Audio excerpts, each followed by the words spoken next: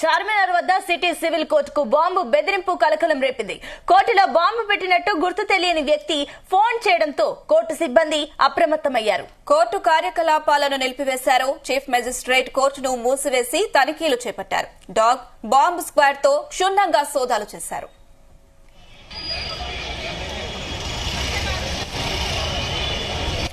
Right, ఇదే అంశం సంబంధించి మరిన్ని అప్డేట్స్ మా క్రైమ్ బ్యూరో చీఫ్ రవితేజ అందిస్తారు. రవితేజ.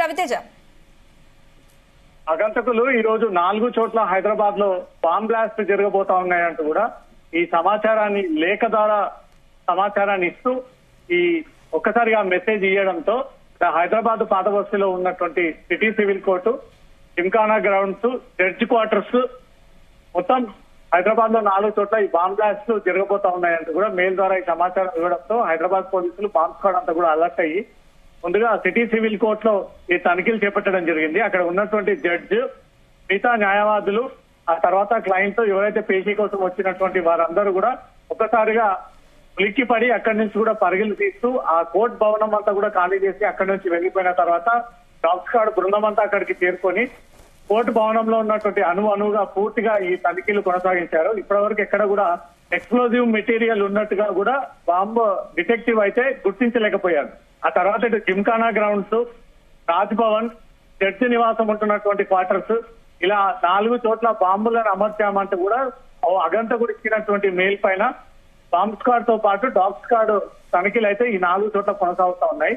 ఏ ఏరియా నుంచి ఈ మెయిల్ వచ్చింది, ఎవరు ఈ అగంతకుడు, ఎందుకోసం ఈ బెదిరింపు లేఖలని పంపి పబ్లిక్ ని పానిక్ చేస్తా ఉన్నాడు, గతంలో జరిగినటువంటి అతి స్థిమితం సరిగా లేనటువంటి వ్యక్తులు ఆన్లైన్ ద్వారా సేకరించినటువంటి ఈమెయిల్స్ కు మెయిల్ పంపి అందరినీ కొంత మిస్లీడ్ చేసినటువంటి సిచ్యువేషన్ ఉందంటూ కూడా గతంలో పోలీసు అధికారులు గుర్తించారు. ఇప్పుడు 4 చోట్ల బాంబు పెట్టామంటూ ఒకేసారి ఈ 4 సంబంధించినటువంటి లొకేషన్ పోలీసులు అలర్ట్ అయ్యి 4 చోట్ల కూడా బాంబు తనిఖీలు అయితే కొనసాగిస్తా ఉన్నారు. ఇప్పటివరకు ఎక్కడ కూడా బాంబు ఎక్స్ప్లోజివ్ మెటీరియల్ ఉన్నట్టుగా పోలీసులు నిర్ధారణకు ధృవీకరించలేదు.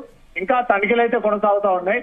Judge quarters, Gymkhana grounds, Hyderabad పాత బస్తీలో ఉంటున్నటువంటి సిటీ సివిల్ కోర్టు, ఈ 3 చోట్ల మరో చోట కూడా కంటిన్యూగా బాంబ్ స్క్వాడ్ అయితే తనిఖీలు చేపడతా ఉన్నాయి. పూర్తిగా రైట్స్ ముగిసిన తర్వాత ఏ ప్రాంతం నుంచి ఈ అగంతకుడు మెయిల్స్ పెట్టి ఫోన్ ద్వారా ఈ సమాచారాన్ని ఇచ్చాడు, అదంతా కూడా విచారణ సందర్భంగా ఆ ఎంక్వైరీ చేపట్టి అతను ఎవరైతే మెయిల్ పంపాడో అతన్ని గుర్తించి అతను అదుపులోకి తీసుకునేటువంటి అవకాశం ఉంది. సునీత, అయితే ఇప్పుడు రవితేజ మరోపక్క ఇప్పుడు ఇంకా ఏదైతే మెయిల్ చేసిన వ్యక్తి అనే ఎవరనే సమాచారాన్ని పోలీసులు సేకరించారా? ఆ మెయిల్ చేసిన గుర్తించారా? ముందుగా మెయిల్ వచ్చినటువంటి ఏ ప్రాంగణంలో బాంబు పెట్టాడని వచ్చాయో ఆ ప్రాంగణాన్ని ముందుగా అక్కడ ఉన్నటువంటి సిటిజన్స్ అంతా ఖాళీ చేయించి, ఉద్యోగులంతా ఖాళీ చేయించి, ఎవరు కూడా ఎయిర్ రిస్క్ లో పడకూడదు, ఎలాంటి బాంబ్ ఎక్స్ప్లోజివ్ మెటీరియల్ ఒకవేళ బ్లాస్ట్ అయినా కూడా పబ్లిక్ ఎవరు కూడా నష్టపోకూడదు అన్న ఉద్దేశంతో పోలీసులు అలర్ట్ అయ్యి అక్కడ ఉన్నటువంటి వారిని అందరినీ ముందుగా అక్కడి నుంచి పంపివేసి ప్రజలు గాని, లాయర్లు గాని అందరినీ ఆ చోటు నుంచి పంపించేసి ఇటు జడ్జి క్వార్టర్స్ లో ఉన్నటువంటి కుటుంబాలను సైతం బయటికి పంపించేసి ఎవరు కూడా ఎలాంటి నష్టపోకూడదు అనే ఒక ఉద్దేశంతో వీళ్ళు పోలీసులు అలర్ట్ అయ్యి ముందుగా వీళ్ళందరినీ పంపించడం జరిగింది. ఇప్పుడు తనిఖీలు ముగిసిన తర్వాత ఈ బాంబు బెదిరింపు మెయిల్ ఎక్కడి నుంచి వచ్చింది, ఏ ప్రాంగం నుంచి వచ్చింది, ఎవరు ఆ వ్యక్తి అనే దానిపై కూడా పూర్తి విచారణ చెప్పి అతన్ని సాయంత్రం లోపు అదుపులోకి తీసుకుని ఏ ఉద్దేశంతో ఈ మెయిల్ పెట్టానంటూ కూడా ఈ లేఖ రాసడా వివరాలన్నీ కూడా బయట పెట్టేటువంటి ఛాన్స్ ఉంది. అయితే రవితేజ, ఇంకా ఎక్కడికైనా ఈ బాంబు బెదిరింపులు కాల్స్ వచ్చాయా? మరోపక్క అటు రాజ్ భవన్ కూడా వచ్చినట్లుగా కొంచెం సమాచారం అయితే అందుతుంది. ఏంటి దీనికి సంబంధించిన డీటెయిల్స్ ఏంటి?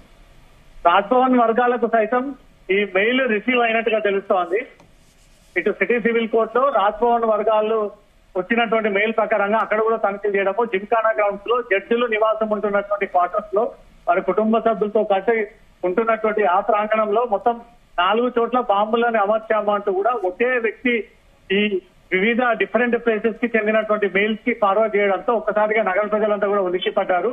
మళ్ళీ ఏదైనా ఉగ్రవాద కార్యకలాపాలకు హైదరాబాద్ అడ్డాగా మారబోతా ఉందా, మళ్ళీ బాంబ్ బ్లాస్ట్ కి ఏమైనా ఉగ్రవాద సంస్థలు ప్రిపేర్ అయి ఉన్నాయా, భారీ బ్లాస్ట్ కి ఏమైనా పథకం రచిస్తా ఉన్నారా అన్న ఒక భయంతో అక్కడ ఉన్నటువంటి వాళ్ళంతా కూడా పరుగులు తీసి ఏకంగా సిటీ సివిల్ కోర్టులో ఉన్నటువంటి జడ్జిని సైతం అలర్ట్ చేసి జడ్జిని అక్కడి నుంచి పంపించి ఆ తర్వాత ఆ స్థానంలో ఉన్నటువంటి న్యాయవాదులని, న్యాయమూర్తులను, పీపీలను అందరినీ కూడా ఆ కోర్టుకి దూరంగా పంపించేసి ఆ తర్వాత బాంబు తనిఖీలు చేయడానికి బాంబ్ స్క్వాడ్ అంతా కూడా అక్కడికి చేరుకోవడము, ఆ బాంబ్ స్క్వాడ్ అంతా కూడా పూర్తిగా తనిఖీ చేసిన తర్వాత ఎక్కడ కూడా పేలుడు పదార్థాలు ఉన్నట్టుగా మాత్రం ఇప్పటి వరకు గుర్తించలేకపోయారు. ఇంకా తనిఖీలు కొనసాగుతా ఉన్నాయి.